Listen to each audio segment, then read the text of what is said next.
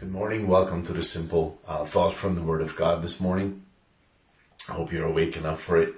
I am just excited about talking about this, though it's a little bit negative theme. I think it's about how do we frustrate, how do we turn away from the grace of God, how do we make it ineffective in life. And I just want to say a few things about that. It's a little bit of a negative start to it, like how do we fail at it. But I think it can help us in our appreciation of the grace of God and looking at the mistakes we may practically make about this issue. So yeah, I'm not going to go into what the grace of God is and all that. If you're interested, we speak about that a lot in messages. So I just want to refer to this Galatians 2:21, the verse. I do not frustrate the grace of God, says Paul, for if righteousness come by the law, then Christ is dead in vain.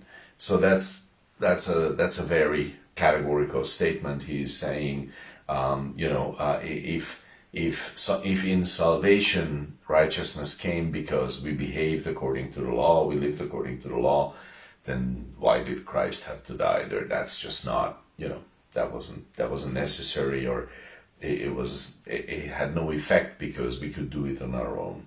So Paul is saying, I am not accepting that, and in that I am not frustrating the grace of God.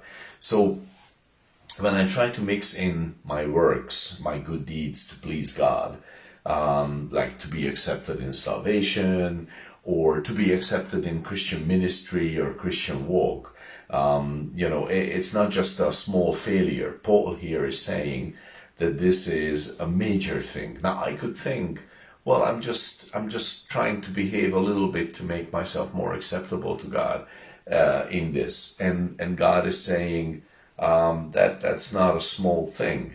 It's a proof of a complete misunderstanding of who I am, what I am like, says God, and Paul here makes that very clear.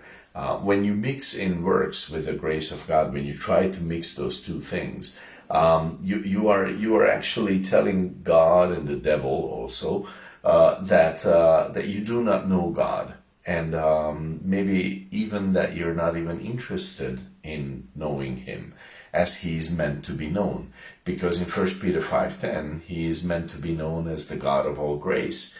And when I am trying to mix in my works to please Him, instead of just accepting that He loves me without any cause, then I am actually saying, I don't want to know you as the God of all grace. I'm not interested in that.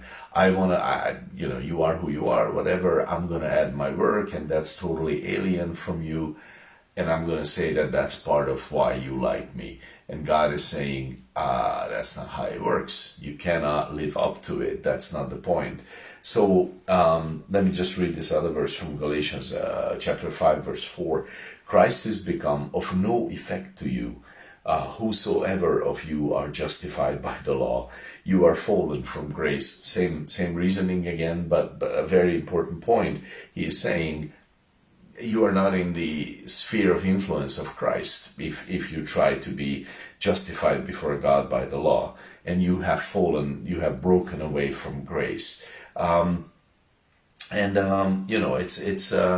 If you were to, he's saying basically, if you were to abandon grace, nay, even if you were to say, well, the grace of God is wonderful, but I got something better now. Because that is actually what we're saying, what you are saying, what I am saying, when I'm trying to mix in my good deeds with the grace of God. That is what is being described here, that I got something better than grace. Okay, God, your grace is wonderful, but I got something better. You're going to like this even more, I promise you. Because with that, I express that I am feeling that I have surpassed the ability of grace of God. Okay. Sorry, that's a little bit too much so early. So, when I am adding my good deeds to grace, I am basically saying that this is better than what grace can accomplish, than what grace can do in my life. by my goodness, by my deeds, I have surpassed the ability of grace. Grace couldn't do this, but I can do it for you, God. And then I am in deep, deep doo-doo, really, as far as this whole relationship with God goes. Because I am then spitting on the grace of God. No, I'm not. I'm not. I'm just adding my 1% to God's work. And God, and so what are we saying with that? What addition could there be to perfection? And the answer is, well, when you add to God's perfection, you're saying it wasn't perfect. And that's spitting on it. God forbid that we do that.